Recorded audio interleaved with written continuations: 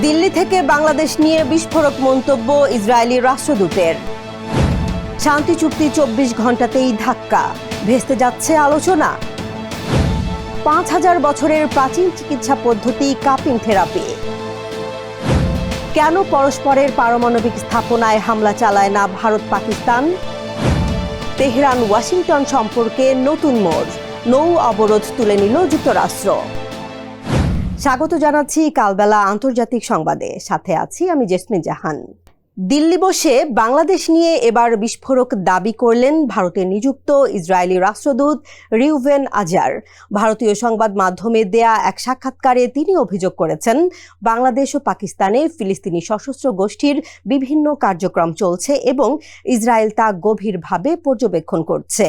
এমন মন্তব্যের পর স্বাভাবিকভাবেই প্রশ্ন উঠেছে, তবে কি এবার ইসরায়েলের নতুন টার্গেটে পরিণত হতে যাচ্ছে বাংলাদেশ? দক্ষিণ এশিয়ার রাজনীতি ও নিরাপত্তা মহলে নতুন ঝড় তোলা এই মন্তব্য নিয়ে বিস্তারিত থাকছে প্রতিবেদনে। দিল্লি বসে বাংলাদেশ নিয়ে বিস্ফোরক মন্তব্য করেছেন ইসরায়েলি রাষ্ট্রদূত রিউভেন আজার।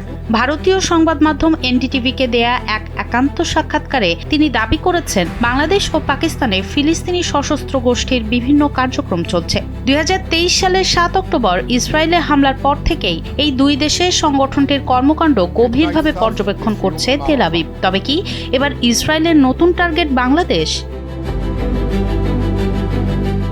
রাষ্ট্রদূত আজারের মূল ইঙ্গিতটি ছিল 7 অক্টোবরের হামলাকে আদর্শ মডেল মেনে মধ্যপ্রাচ্যের বাইরের কট্টরপন্থীরা নতুন নেটওয়ার্ক তৈরির চেষ্টা করছে। সাধারণ মানুষের আড়ালে থাকা এমন কিছু গোপন তৎপরতার আশঙ্কায় এখন ইসরায়েলের মাথা ব্যথার কারণ। এই নিরাপত্তা উদ্বেগের কথা তারা ইতিমধ্যে ভারতীয় কর্তৃপক্ষকেও জানিয়েছে। দীর্ঘদিন ধরে সীমান্ত পার সন্ত্রাসবাদে ভুক্তভোগী ভারতের জন্য এই বার্তা স্বভাবতই বেশ মনোযোগ আকর্ষণ করেছে। পাকিস্তান যখন নিজেকে যুক্তরাষ্ট্র ও ইরানের মধ্যে সম্ভাব্য মধ্যস্থতাকারী হিসেবে তুলে ধরার চেষ্টা করছে, তখনই বিশ্ব রাজনীতিতে আগ্নেয়গিরির লাভার মতো বিস্ফোরণ হলো আজারের বক্তব্য। পাশাপাশি চরমপন্থা দমনে ইসলামাবাদের সদিচ্ছা নিয়েও প্রশ্ন তুলেছেন তিনি।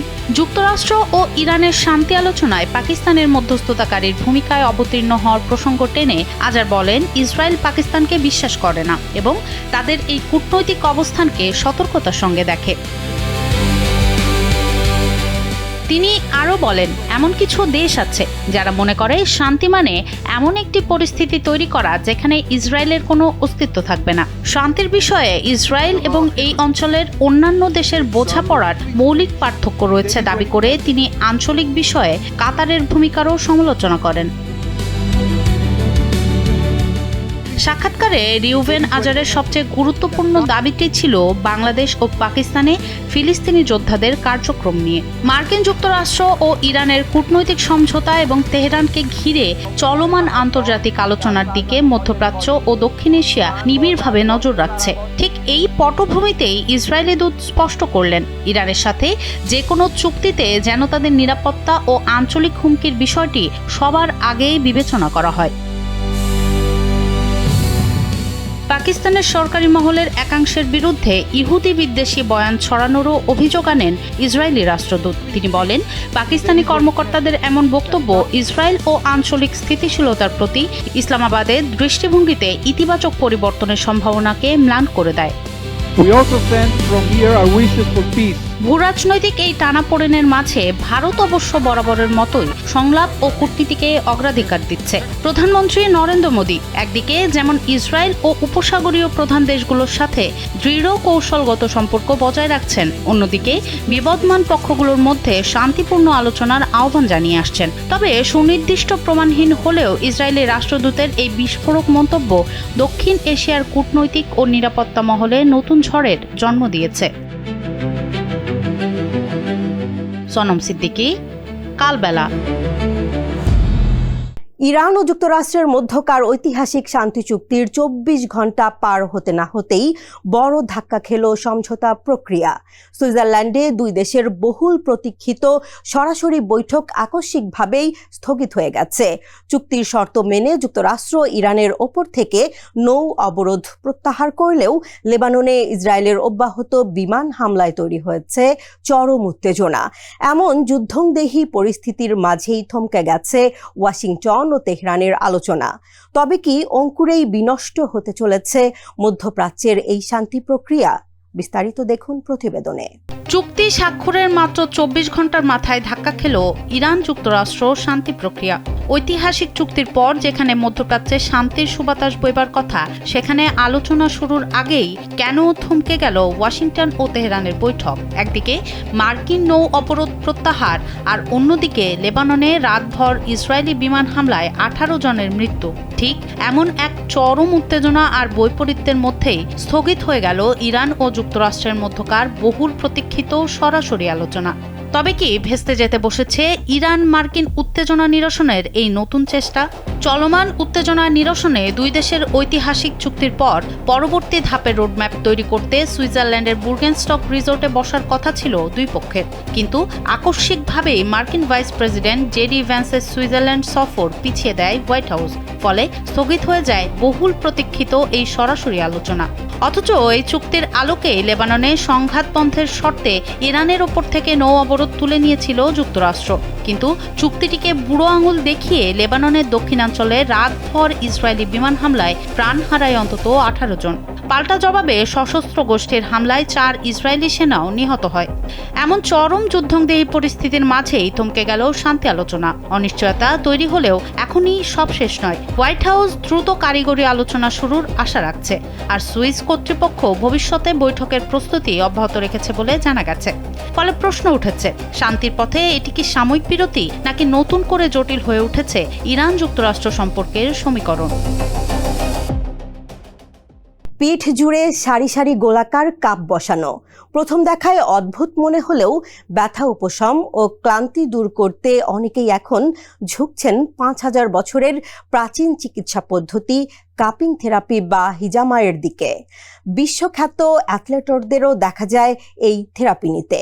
কিন্তু যুগ যুগ ধরে চলে আসা এই বিকল্প চিকিৎসা পদ্ধতি আসলে কতটা কার্যকর?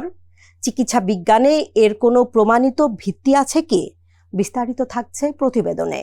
পিঠ জুড়ে সারি সারি গোলাকার কাপ প্রথম দেখায় অনেকের কাছেই এটি অদ্ভুত মনে হতে পারে, কিন্তু শতাব্দীর পর শতাব্দী ধরে বিশ্বের বিভিন্ন অঞ্চলে ব্যবহৃত হয়ে আসছে এই চিকিৎসা পদ্ধতি। কেউ একে বলেন কাপিং থেরাপি, কেউ বলেন হিজামা। তবে প্রশ্ন হলো, পিঠে কাপ বসিয়ে করা এই চিকিৎসা আসলে কতটা কার্যকর? কাপিং থেরাপি মূলত একটি প্রাচীন বিকল্প চিকিৎসা পদ্ধতি। এটি ৫,০০০ বছর পুরনো একটি চিকিৎসা। মিশরীয়, চীনা এবং মধ্যপ্রাচ্যের প্রাচীন সভ্যতার হাত ধরে এটি বর্তমানে চালু হয়েছিল। এতে কাঁচ, প্লাস্টিক, সিলিকন বা বাঁশের তৈরি বিশেষ কাপ ব্যবহার করে ত্বকের উপর ভ্যাকিউম বা শূন্যচাপ তৈরি করা হয়। এই সাকশনের কারণে ত্বক ও এর নিচের টিস্যু কাপের দিকে উঠে আসে, ফলে ওই স্থানে রক্ত সঞ্চালন বৃদ্ধি পায় এবং পেশির টান কিছুটা কমতে পারে।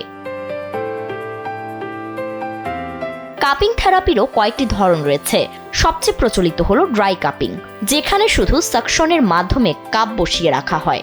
আর ওয়েট কাপিং বা হিজামায় প্রথমে সাকশন দেওয়া হয়, এরপর ত্বকে খুব ছোট ছোট আঁচড় কেটে সামান্য রক্ত বের করা হয়। এছাড়া মুভিং কাপিং নামে আরেক ধরনের পদ্ধতিতে ত্বকে তেল লাগিয়ে কাপ ঘুরিয়ে ম্যাসাজ করা হয়। অনেকে দাবি করেন কাপের সাকশনের ফলে নির্দিষ্ট স্থানে রক্ত প্রবাহ বাড়ে, যা শরীরের ক্লান্তি কমাতে, পেশি শিথিল করতে এবং ব্যথা উপশমে সাহায্য করে। এ কারণেই বিশ্বের অনেক পেশাদার অ্যাথলেট ও বডি বিল্ডারকে ম্যাচ বা কঠোর অনুশীলনের পর কাপিং থেরাপি নিতে দেখা যায়। তবে এখানেই রয়েছে গুরুত্বপূর্ণ একটি বিষয়। মার্কিন যুক্তরাষ্ট্রের সরকারি স্বাস্থ্য গবেষণার তথ্য অনুযায়ী কাপিং থেরাপি নিয়ে মানুষের আগ্রহ থাকলেও এর সব ধরনের উপকারিতা এখনো বৈজ্ঞানিকভাবে পুরোপুরি প্রমাণিত হয়নি। বিশেষজ্ঞদের মতে কাপিং থেরাপিকে কোনো অলৌকিক চিকিৎসা হিসেবে দেখা ঠিক নয়। এটি মূলত একটি পরিপূরক থেরাপি, যা অন্যান্য চিকিৎসা বা ফিজিওথেরাপির পাশাপাশি কিছু ক্ষেত্রে সহায়ক ভূমিকা রাখতে পারে। তবে গুরুতর রোগের চিকিৎসার বিকল্প হিসেবে একে ব্যবহার করা উচিত নয়। কাপিং সাধারণত নিরাপদ হলেও এর কিছু পার্শ্ব প্রতিক্রিয়া থাকতে পারে। থেরাপির পর ত্বকে গোলাকার লালচে বা বেগুনি দাগ দেখা দেওয়া খুবই স্বাভাবিক। বেশিরভাগ ক্ষেত্রে কয়েকদিনের মধ্যেই এসব দাগ মিলিয়ে যায়। তবে অদক্ষ ব্যক্তির মাধ্যমে করালে ত্বকে সংক্রমণ, ক্ষত বা অন্যান্য জটিলতাও তৈরি হতে পারে। তাই এটি নেওয়ার আগে বিশেষজ্ঞের পরামর্শ নেওয়া প্রয়োজন। এটিকে বৈজ্ঞানিক চিকিৎসার বিকল্প নয়, বরং সহায়ক পদ্ধতি হিসেবে দেখাই সবচেয়ে যুক্তিযুক্ত। ফারিন রহমান প্রীতি, কালবেলা। দীর্ঘদিনের বৈরিতা আর একাধিকবার রক্তক্ষয়ী যুদ্ধে জড়ালেও একটি জায়গায় ভারত ও পাকিস্তান সব সময়ই যেন একে অপরের প্রতি ভীষণ সতর্ক। শত্রুতার চরম মুহূর্তেও দেশ দুটি কখনোই একে অপরের পারমাণবিক স্থাপনায় হামলা চালায় না। কিন্তু কেন? দীর্ঘদিনের এই বৈরিতার মাঝেও কোন চুক্তির কারণে এমন ভয়াবহ পারমাণবিক ধ্বংসযজ্ঞ থেকে নিজেদের বিরত রেখেছে দুই প্রতিবেশী দেশ? বিস্তারিত দেখুন প্রতিবেদনে। যুদ্ধ মানেই ধ্বংস, আর আধুনিক যুদ্ধের সবচেয়ে ভয়ঙ্কর বাস্তবতা হলো শত্রুপক্ষকে দুর্বল করতে অনেক সময় লক্ষ্যবস্তু করা হয় গুরুত্বপূর্ণ স্থাপনাগুলোকে। কিন্তু বিশ্বজুড়ে যখন একের পর এক সংঘাতে পারমাণবিক স্থাপনাগুলো হামলার ঝুঁকিতে পড়ছে, তখন একটি প্রশ্ন বারবার সামনে আসে: এত বৈরিতার পরও কেন ভারত ও পাকিস্তান কখনো একে অপরের পারমাণবিক স্থাপনায় হামলা চালায় না? দুই দেশ একাধিকবার যুদ্ধে জড়িয়েছে, সীমান্তে সংঘাত হয়েছে, এমনকি সাম্প্রতিক সময়েও তাদের মধ্যে উত্তেজনা দেখা গেছে। কিন্তু শত্রুতার এত দীর্ঘ ইতিহাস থাকার পরও তারা কখনো একে অপরের পারমাণবিক স্থাপনাকে লক্ষ্যবস্তু করেনি। এর পেছনে রয়েছে 1988 সালে স্বাক্ষরিত একটি গুরুত্বপূর্ণ চুক্তি, যার নাম পারমাণবিক স্থাপনা ও স্থাপনাগুলোর বিরুদ্ধে হামলা নিষিদ্ধকরণ চুক্তি। তৎকালীন ভারতের প্রধানমন্ত্রী রাজীব গান্ধী এবং পাকিস্তানের প্রধানমন্ত্রী বেনজির ভুট্টোর আমলে এই চুক্তি স্বাক্ষরিত হয়। 1991 সালে এটি কার্যকর হয়। এই চুক্তির মূল শর্ত ছিল ভারত ও পাকিস্তান কেউই একে অপরের পারমাণবিক স্থাপনা ধ্বংস বা ক্ষতিগ্রস্ত করার উদ্দেশ্যে কোনো হামলা চালাবে না। আর চুক্তির সবচেয়ে গুরুত্বপূর্ণ বিষয় ছিল তথ্য বিনিময়। 1992 সাল থেকে প্রতি বছরের 1 জানুয়ারি দিল্লি ও ইসলামাবাদ নিয়ম মেনে একে অপরকে তাদের পারমাণবিক স্থাপনাগুলোর তালিকা দিয়ে আসছে। 2026 সালে 36তম বারের মতো তথ্য বিনিময় করেছে দুই দেশ। এতে পারমাণবিক বিদ্যুৎ কেন্দ্র, গবেষণা কেন্দ্র, জ্বালানি উৎপাদন ইউনিট সহ গুরুত্বপূর্ণ স্থাপনাগুলো অন্তর্ভুক্ত থাকে। সাম্প্রতিক বছরগুলোতেও ভারত ও পাকিস্তানের মধ্যে উত্তেজনা তৈরি হয়েছে। সীমান্তের সংঘাত, সামরিক প্রস্তুতি সবকিছুই দুই দেশের সম্পর্ককে আরও জটিল করেছে। তবে এত উত্তেজনার মধ্যেও পারমাণবিক স্থাপনাগুলো বারবারই থেকেছে সরাসরি হামলার বাইরে। কারণ দুই দেশই জানে, একটি পারমাণবিক স্থাপনায় আঘাত শুধু প্রতিপক্ষকে দুর্বল করবে না, বরং এর প্রভাব ছড়িয়ে পড়তে পারে পুরো দক্ষিণ এশিয়ায়। আন্তর্জাতিক পরমাণু শক্তি সংস্থা IAEA এর মহাপরিচালক রাফায়েল গ্রোসি বলেছেন, পারমাণবিক স্থাপনায় হামলা কোনো সাধারণ সামরিক ঘটনা নয়, কারণ এর ঝুঁকি শুধু একটি দেশের মধ্যে সীমাবদ্ধ থাকে না। তেজস্ক্রিয়তা ছড়িয়ে পড়তে পারে সীমান্তের বহুদূর পর্যন্ত। আর ঠিক এই বাস্তবতাই দেখিয়ে দেয় দীর্ঘদিনের বৈরিতার মধ্যেও ভারত ও পাকিস্তানের এই সমঝোতা কতটা গুরুত্বপূর্ণ। কারণ যুদ্ধের ক্ষত হয়তো একসময় শুকিয়ে যায়, কিন্তু পারমাণবিক বিপর্যয়ের প্রভাব প্রজন্মের পর প্রজন্ম বয়ে বেড়াতে হয়। ফারিন রহমান প্রীতি, কালবেলা। মধ্যপ্রাচ্যের রাজনীতিতে দীর্ঘদিনের যুদ্ধ আর উত্তেজনার পর এবার দেখা যাচ্ছে স্বস্তির আভাস। তেহরান ও ওয়াশিংটনের সম্পর্কে এসেছে এক নতুন মোড়। সমঝোতার অংশ হিসেবে এবার ইরানের সব বন্দর থেকে নৌ অবরোধ প্রত্যাহার করে নিয়েছে যুক্তরাষ্ট্র। ফলে বাণিজ্যিক নৌযান চলাচলে আর কোনো বাধা থাকছে না। তবে শর্ত বাস্তবায়নের দিকে কড়া নজরদারি চালিয়ে যাবে মার্কিন নৌবাহিনী। এই পদক্ষেপকে ঘিরে ইতোমধ্যে মুখ খুলেছেন ইরানের সর্বোচ্চ নেতা মুজতবা খামেনি এবং মার্কিন প্রেসিডেন্ট ডোনাল্ড ট্রাম্প। ইরানের সব বন্দর থেকে নৌ অবরোধ প্রত্যাহার করল যুক্তরাষ্ট্র। যুদ্ধ উত্তেজনা আর পাল্টাপাল্টি হুমকির দীর্ঘ অধ্যায়ের পর এবার মধ্যপ্রাচ্যে দেখা যাচ্ছে স্বস্তির আভাস। কয়েক মাস ধরে যে উত্তেজনা আঞ্চলিক বাণিজ্য, জ্বালানি সরবরাহ এবং নৌ চলাচলকে অনিশ্চয়তার মধ্যে ফেলেছিল, সেই পরিস্থিতি থেকে বেরিয়ে আসার পথে বড় একটি পদক্ষেপ নিয়েছে যুক্তরাষ্ট্র। ইরানের বন্দর ও উপকূলীয় এলাকায় যাতায়াতকারী জাহাজগুলোর উপর আরোপিত নৌ অবরোধ প্রত্যাহার করেছে ওয়াশিংটন। মার্কিন সেন্ট্রাল কমান্ড সেন্টকম এক বিবৃতিতে জানিয়েছে, আরব উপসাগর ও ওমান উপসাগরে অবস্থিত ইরানের বন্দরগুলোতে প্রবেশ কিংবা সেখান থেকে বের হওয়া বাণিজ্যিক ও অন্যান্য নৌযানের চলাচলে যুক্তরাষ্ট্র আর কোনো বাধা দেবে না। তবে অবরোধ তুলে নেওয়া হলেও অঞ্চলটি পুরোপুরি ছাড়ছে না মার্কিন নৌবাহিনী। সেন্টকম জানিয়েছে, ইরানের সঙ্গে হওয়া সমঝোতার সব শর্ত যথাযথভাবে বাস্তবায়ন হচ্ছে কিনা তা পর্যবেক্ষণের জন্য মার্কিন যুদ্ধজাহাজগুলো ওই এলাকায় মোতায়েন থাকবে।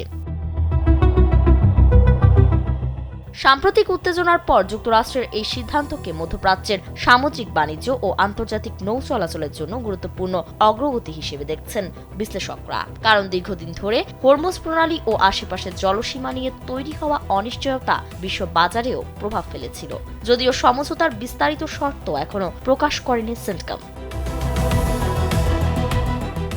এদিকে চুক্তি ঘোষণার পর প্রথমবারের মতো প্রকাশ্যে প্রতিক্রিয়া জানান ইরানের সর্বোচ্চ নেতা মুস্তাফা খামেনি। তিনি দাবি করেন, মার্কিন প্রেসিডেন্ট ডোনাল্ড ট্রাম্প নানা ধরনের চাপ প্রয়োগের মাধ্যমে এই সমঝোতায় পৌঁছানোর চেষ্টা করেছেন। তবে খামেনি এটাও স্পষ্ট করে দিয়েছেন যে ভবিষ্যতে তেহরান ও ওয়াশিংটনের মধ্যে সরাসরি আলোচনা হলেও সেটিকে যুক্তরাষ্ট্রের অবস্থান মেনে নেওয়া হিসেবে দেখা উচিত হবে না। অন্যদিকে ট্রাম্প সরাসরি মুস্তাফা খামেনির বক্তব্যের জবাব না দিলেও সামাজিক যোগাযোগ মাধ্যমে আশা প্রকাশ করেছেন যে ইসরায়েল ইরান সীমান্ত সহ পুরো অঞ্চলে যুদ্ধবিরতি কার্যকর থাকবে। তবে এই সমঝোতাকেই চূড়ান্ত সমাধান হিসেবে দেখা হচ্ছে না। উভয় পক্ষের মধ্যে এখনও ইরানের পারমাণবিক কর্মসূচি এবং মার্কিন নিষেধাজ্ঞা প্রত্যাহারের মতো গুরুত্বপূর্ণ ইস্যুতে মতপার্থক্য রয়েছে। সে কারণে আগামী 60 দিনের মধ্যে এসব বিষয়ে নতুন আলোচনা শুরু হওয়ার সম্ভাবনা রয়েছে।